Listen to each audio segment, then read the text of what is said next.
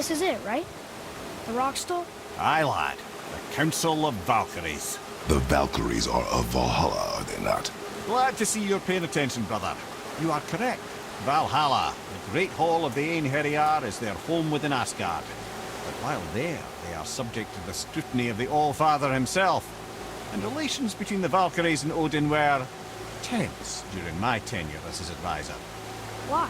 Well, that's an even longer story, lad. For now, why don't we look around for some clues?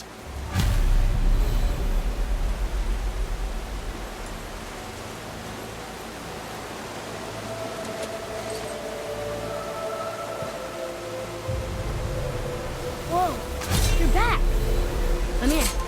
Who is she? Gunnar, Mistress of War. After any conflict, big or small, she would be first on the scene, sussing out the worthy spirits for a free trip to Valhalla. A gruesome task. She took great pride in it. Any conflict. Impossible. It's true. She had help from her sisters, of course, but Gunnar was always first to arrive. Her judgment of the fallen was unparalleled, and an invaluable resource to Odin. She was one of his favourites.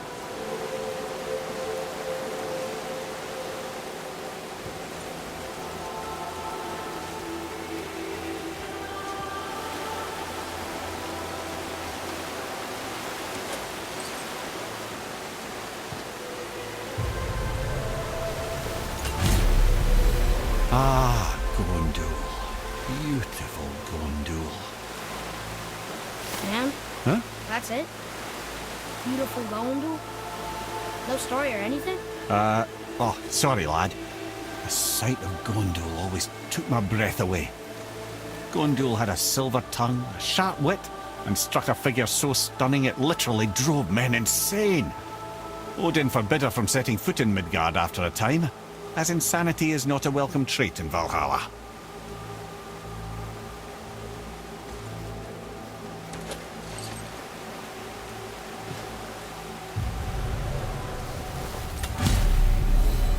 This is none other than Geirdriful, the Master of Arms in Valhalla, responsible for arming and training Odin's Einherjar.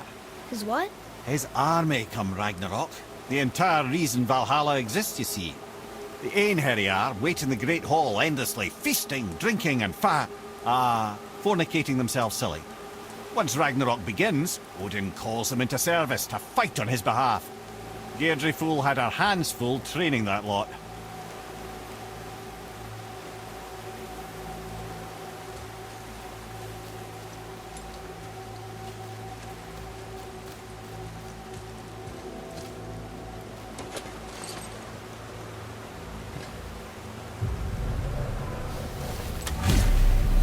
This, my friends, is Kara.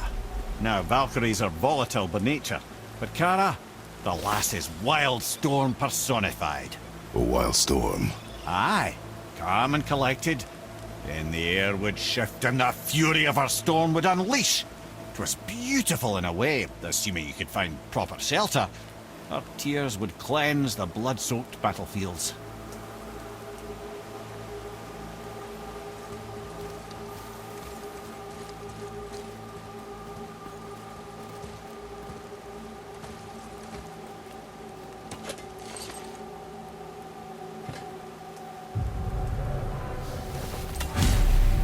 This is Rota, a chooser of the slain. I thought all the Valkyrie did that. Not exactly, lad. Although that is what they're most famous for, and by far their greatest responsibility. You've seen what happens to the dead without the judgment of the Valkyries. Hellwalkers. That's right. Rota, Gunnar, Skuld. Without them to clean up the aftermath of battle, hell overflows with souls meant for Valhalla. A sorry state of affairs. Rota must be beside herself.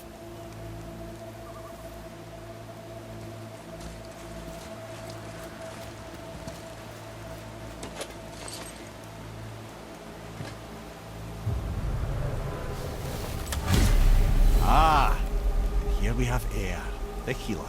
A Valkyrie healer? Strange. Eir was strange, as a matter of fact. Very quiet, very calm. Where her sisters were violent rapids, Eir was a gentle stream. She healed the wounds of both mortals and gods, and even a certain all-knowing sage who once drank too much and fell off a mountain. Not my proudest moment.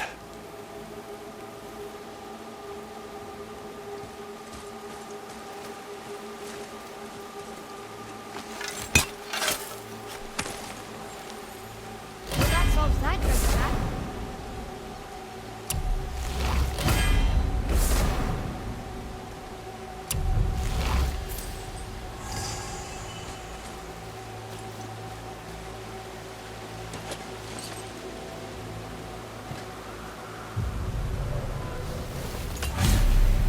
Well, well. Hilda, mistress of battle. She and Odin got on quite well, actually. Her and the other Valkyries, not so much. She would spend most of her time here in Midgard observing discord between the living, and sewing some up herself from time to time. She lived for conflict.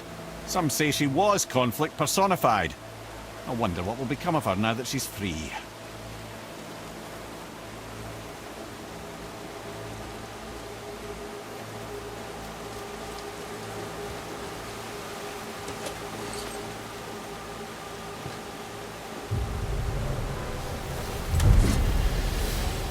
Olrun, once the daughter of a powerful chieftain. She fell defending him during a Reaver attack. Olrun was escorted to Valhalla, where she chose to devote her afterlife to the pursuit of knowledge above all else.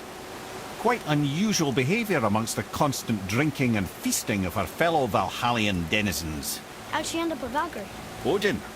He saw a kindred spirit in Olrun's single-minded pursuit of knowledge. He appointed her as the Valkyrie's resident historian.